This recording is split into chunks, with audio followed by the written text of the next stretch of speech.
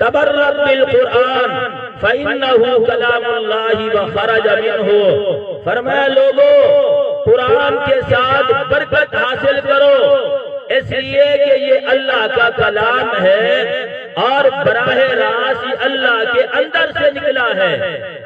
اس لیے ہمارا عقیدہ ہے کہ قرآن صبح قیامت تک فنا نہیں ہوگا، کیونکہ یہ اللہ کا کلام ہے اور اللہ کی صفت ہے۔ جیسے اللہ کی ذات باقی رہے گی ویسے اللہ کا کلام قرآن بھی باقی رہے گا۔ جیسے اللہ کو فنا نہیں ویسے اللہ کے کلام قرآن کو بھی فنا نہیں ہے۔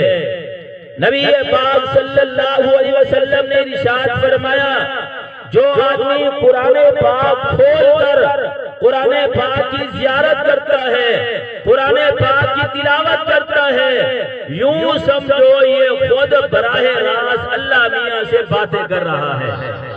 جو قرآن کریم کھول کر قرآن کریم کو پڑھ بھی رہا ہے، تلاوت بھی کر رہا ہے، یوں سمجھو یہ براہ راست اللہ سے گفتگو کر رہا ہے۔ اس لیے نبی پاک صلی اللہ علیہ وسلم نے ارشاد فرمایا، ان اللہ تعالی یرفع بہذا الکتاب اقواما ویضع بہ آخرین، فرمایا اللہ اسی کتاب قرآن کے ذریعے بہت سارے لوگوں کو بلند مقام عطا فرماتا ہے، اور اسی قرآن کے ذریعے اللہ بہت سارے لوگوں کو پست اور ذلیل کرتا ہے۔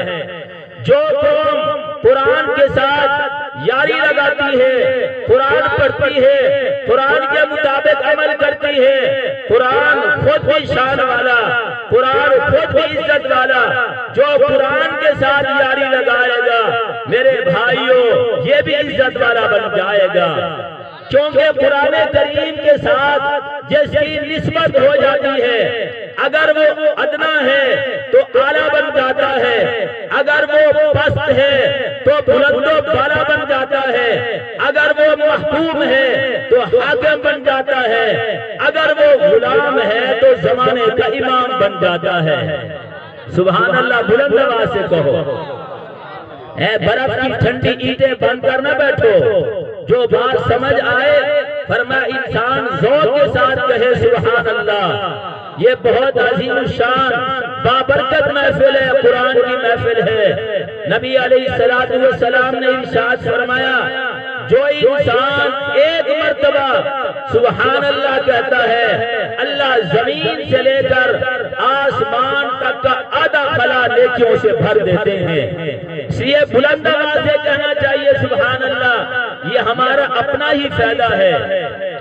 نبی پاک صلی اللہ علیہ وسلم نے ارشاد فرمایا، اللہ رب العالمین اسی قرآن کے ذریعے لوگوں کو بلند مقام عطا فرماتا ہے۔ ہمارے بزرگوں میں سے ایک بزرگ گزرے ہیں حضرت مولانا امام احمد بن حنبل رحمہ اللہ، بہت بڑے امام تھے۔ ان کو 99 دفعہ 99 مرتبہ ایک کم 100 مرتبہ ان کو اللہ کا دیدار نصیب ہوا، 99 مرتبہ۔ تو ایک مرتبہ پروردگار عالم سے پوچھا، اللہ میاں اگر تیری زیارت کرنی ہو تو کون سا وظیفہ پڑھوں؟ جو وظیفہ کیا کرو علماء سے پوچھ کر کیا کرو۔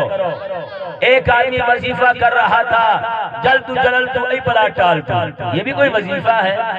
جلتو جلالتو ای بلا ٹالتو، وظیفہ وہ کرو جو سیدنا یوسف علیہ السلام نے جیل میں بیٹھ کر کیا، وظیفہ وہ پڑھو جو سیدنا یونس علیہ السلام نے مچھلی کے پیٹ میں کیا، اور وظیفہ وہ پڑھو جو میدان بدر میں آمنہ کے لال جناب محمد الرسول اللہ صلی اللہ علیہ وسلم نے کیا۔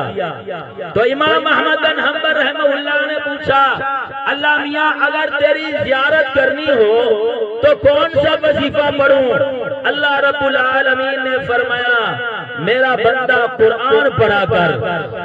امام احمد بن حنبل رحمہ اللہ نے عرض کیا، اے اللہ، اے پروردگار عالم، سمجھ کر پڑھوں قرآن یا بغیر سمجھے پڑھوں؟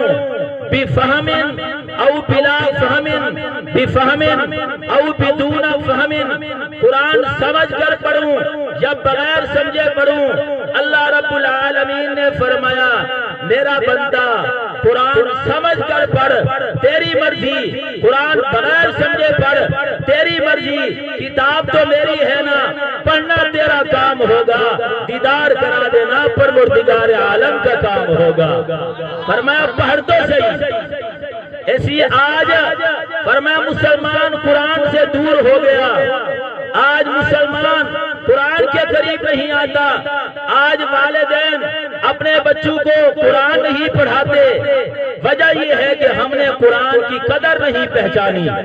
فرمایا ہمیں نہیں پتا قرآن کیا ہے، قرآن کی عظمت کیا ہے، قرآن کا مقام کیا ہے، قرآن کا مرتبہ کیا ہے، بس ہمیں یہ پتا ہے کہ ہم نے اپنے بچے کو انگلش پڑھانی ہے، ہمارا بچہ انگلش دان ہو، انگلش لباس ہو، انگلش لب و لہجہ ہو، ہم جو یہ کہتے ہیں۔ آج فرمایا ہمارے بیٹے کو کلمہ آتا ہے یا نہیں آتا، باپ کو کوئی فکر نہیں، بیٹے کو نماز آتی ہے یا نہیں آتی، باپ کو کوئی فکر نہیں، بیٹے کو جنازہ آتا ہے یا نہیں آتا، باپ کو کوئی فکر نہیں، بیٹا آیا رمضان کا روزہ رکھتا ہے یا نہیں، بیٹے کو کوئی، باپ کو کوئی فکر نہیں، آیا بیٹا تراویح پڑھتا ہے یا نہیں پڑھتا، باپ کو کوئی فکر نہیں، بیٹے کو غسل کا طریقہ آتا ہے یا نہیں آتا، باپ کو کوئی فکر نہیں، بیٹے کو وضو کا طریقہ آتا ہے یا نہیں آتا، باپ کو کوئی فکر نہیں، بس باپ کو فکر یہ ہے کہ ہمارا بچہ انگلش بولے، ہمارا بچہ فرمایا سر سے لے کر پاؤں تک بالکل فرمایا غیر مہذب یافتہ نظر آئے۔ میرے دوستو جن کی یاری قرآن کے ساتھ تھی، فرمایا وہ کیسے عظیم لوگ تھے۔ نبی پاک صلی اللہ علیہ وسلم نے ارشاد فرمایا قرآن خود بھی عزت والا